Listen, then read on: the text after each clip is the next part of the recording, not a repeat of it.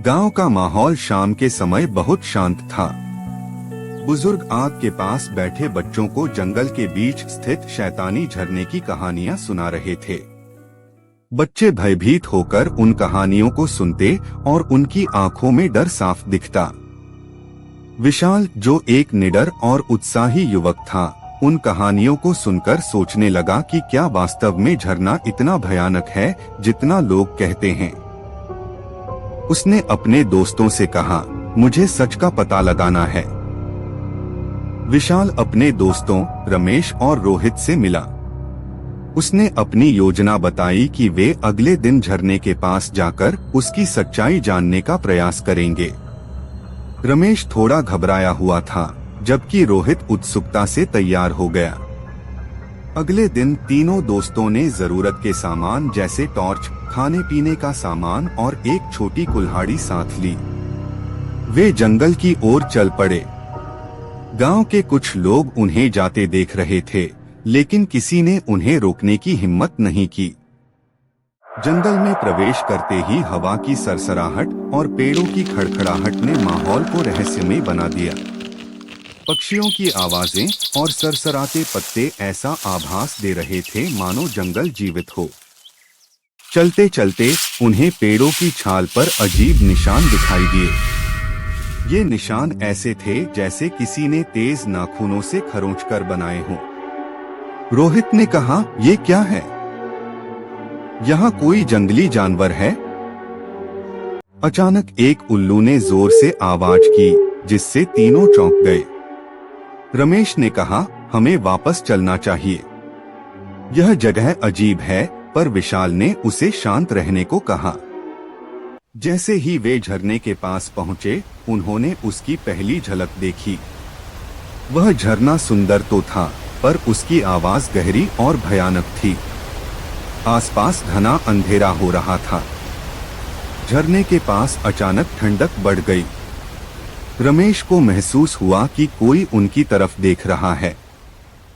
उसने डरते हुए पीछे मुड़कर देखा, लेकिन वहां कोई नहीं था। तभी अचानक एक औरत की चीख सुनाई दी। यह चीख इतनी भयानक थी कि उनकी रीढ़ की हड्डी में सिहरन दौड़ गई। वे एक दूसरे को देखकर समझ गए कि मामला गंभीर है। रमेश ने कहा, यह जगह सच में शापित है। हमें तुरंत यहाँ से भागना चाहिए। लेकिन विशाल ने कहा, थोड़ा इंतजार करो, यह जानना जरूरी है कि यहाँ क्या हो रहा है। विशाल ने झरने के पास जाते हुए देखा कि पानी में लाल रंग घुला हुआ है। यह देखकर उसका चेहरा पीला पड़ गया। वह खुद को संभालने की कोशिश कर रहा था। अचानक पानी में एक औरत की परछाई दिखाई दी। उसके बाल लंबे और बिखरे हुए थे और आंखों में गुस्से की लहर थी। उसने अपने हाथ पानी से बाहर निकाले और विशाल की ओर बढ़ने लगी। रमेश और रोहित यह देखकर जोर से चिल्लाए और भागने लगे। परछाई ने एक तेज आवाज में हंसना शुरू कर दिया, जिससे पूरा जंगल गूंज उठा। तीनों ने जंगल से बाहर निकलने की कोशिश की, लेकिन पेड़ और बेलें अचानक से उनके रास्ते में आ गईं। ऐसा लग रहा था जैसे जंगल खुद उन्हें पकड़ने की कोशिश कर रहा हो। वे जंगल में इधर उधर भागते रहे और रास्ता भटक गए। झाड़ियों से निकलने की कोशिश करते हुए उनके हाथ पैर घायल हो गए, लेकिन वे रुके नहीं। भागते भागते वे एक छोटे तालाब के पास पहुंचे। तालाब का पानी गहरा था और उसमें एक अजीब सी चमक थी। अचानक एक नाक के नीचे तक लंबा चेहरा पानी से उभरा।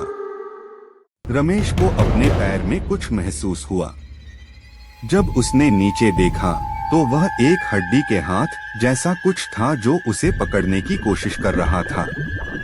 यह देखकर वह चिल्लाया और पैर झटककर उसे छुड़ाया। किसी तरह वे तीनों बाहर निकलने में सफल रहे। उनके चेहरे पर डर और थकान साफ झलक रही थी। गांव पहुंचते ही उन्होंने राहत की सांस ली। गांव के लोगों ने जब उनकी कहानी सुनी तो वे चौंक गए। एक बुजुर्ग ने कहा, वह औरत जिसकी परछाई तुमने देखी, वह गांव की ही एक स्त्री थी जो कई साल पहले झरने के पास लापता हो गई थी। उसकी आत्मा अब भी वहां भटक रही है। उस दिन के बाद से किसी ने झरने के पास जाने की हिम्मत नहीं की।